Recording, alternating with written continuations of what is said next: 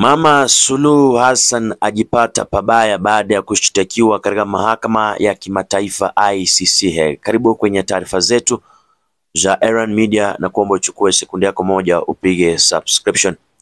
Huku maandamano ya kupinga serikali nchini Tanzania yakiingia siku ya 3 sasa, wanaharakati kutoka mataifa ya Afrika Mashariki wa haki za kibinadamu wanasema vyombo vya usalama nchini Tanzania vinatumia nguvu nyingi kuwakandamiza waandamanaji.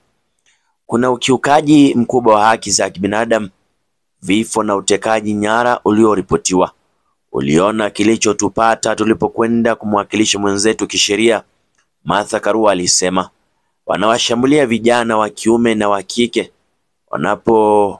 wanaopigania haki zao.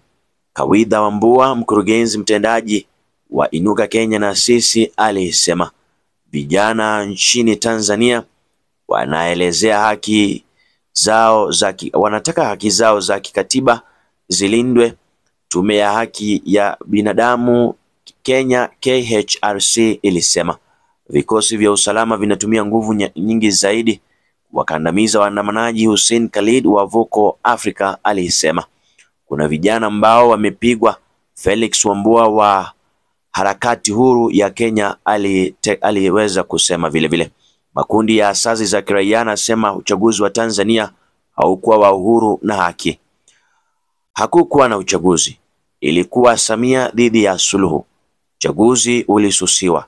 Kulikuwa na kesi kubwa za wizi wa kura zilizohusisha lori la jeshi lililobeba masanduku ya kura yaliyohifadhiwa, Karua alisema. Mamlaka za Tanzania ziliwazuia waangalizi wa kimataifa kufuatilia mchakato huo. Walikuwa wanaficha nini? Mwingine alielezea. Makundi ya haki za kibinadamu sasa yanaiomba Umoja wa Afrika, Jumuiya ya Maendeleo Kusini mwa Afrika, Jumuiya ya Afrika Mashariki kumtaka Rais Samia Suluhu awajibike kwa kutumia nguvu nyingi dhidi ya waandamanaji wanaotaka haki zao za kidemokrasia. Tanzania inapitia uamsho wa kidemokrasia na vijana wanalengwa.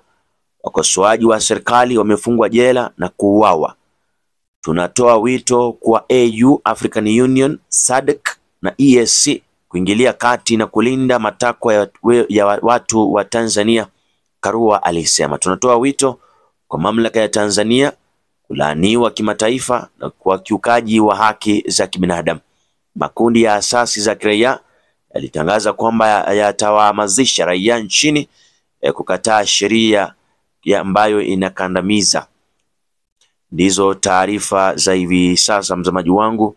Unaweza toa maoni yako hapo kwa comment section kuhusiana na swala hili nzima la sasa Mama Samia Suluhu Hassan kushtakiwa katika mahakama kuu ya kimataifa Hague.